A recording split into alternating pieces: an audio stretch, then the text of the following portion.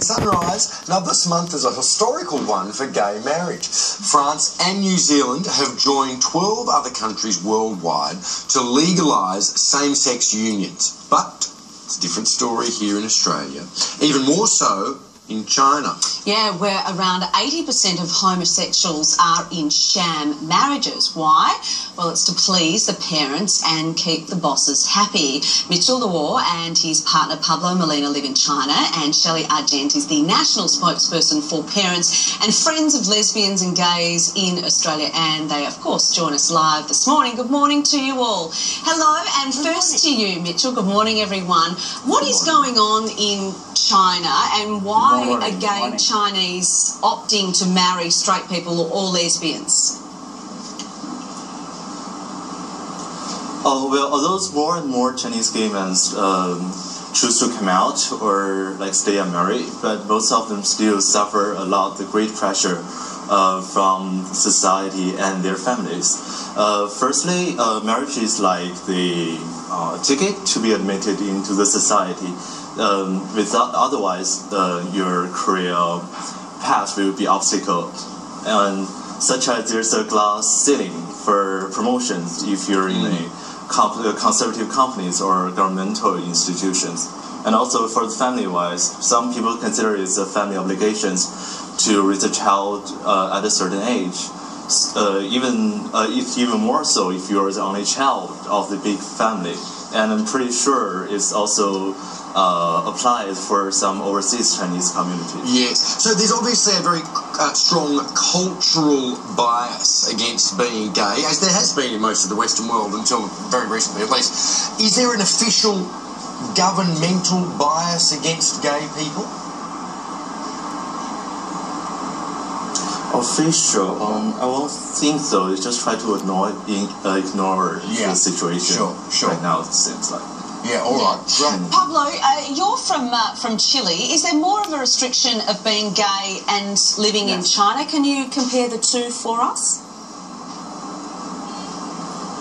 Sure. I would say in China we have two different situations. In everyday social life, I would say there's definitely less restrictions, because here in China you don't have this culturally ingrained religion-based homophobia that you find in countries such as my own, and I would say in most countries in the West. So there's no fear if I'm holding Mitch's hand and on the street. There's no fear that we're going to be victim of a violent attack or something like that. So I would say in that aspect it's more relaxed here in China. Okay. However, in the workspace, I would say it's a little bit more difficult, because here business relations, the line between private and public life is a little bit more blurred, so you have to be a little bit more careful about the things you really want to disclose about your personal life. Yeah, right. I mean, it's very interesting.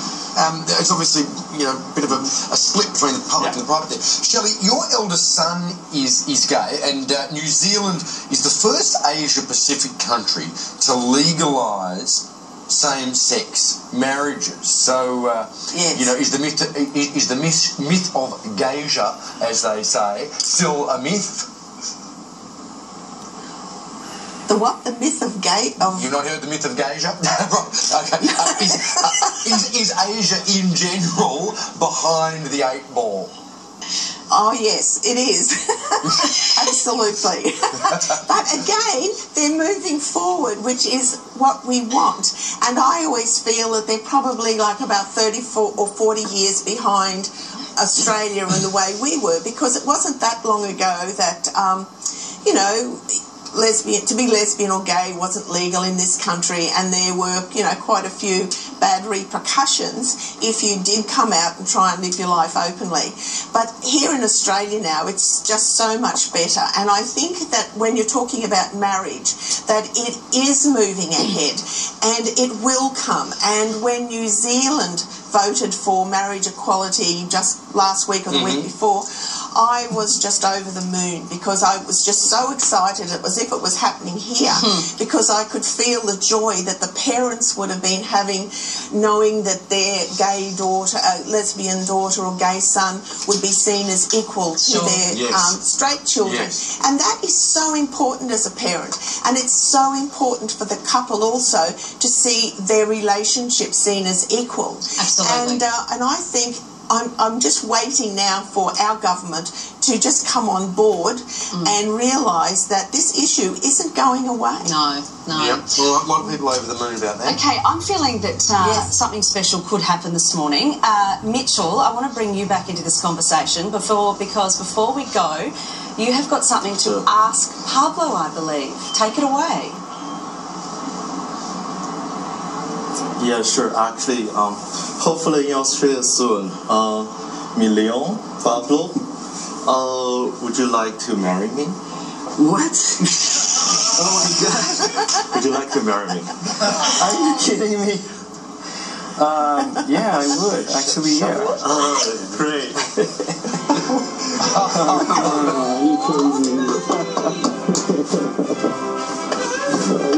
See that on game show. Well done. And may you live happily ever after. We're gonna have a ceremony there. Beautiful. Well done, Mitchell. Well done. We nearly let the secret out of the bag, but we kept it. Yeah, thanks, guys. Beautiful. All right, good on you, Pablo. Good on you, Mitchell. Thank you very much, Shelley, for joining us. And yes, and good luck to everyone. Very fun. You don't get to do that every day, do you? I was nervous what was going to happen. I'm surprised if someone proposed me on television. Don't get any ideas. Do not get any ideas.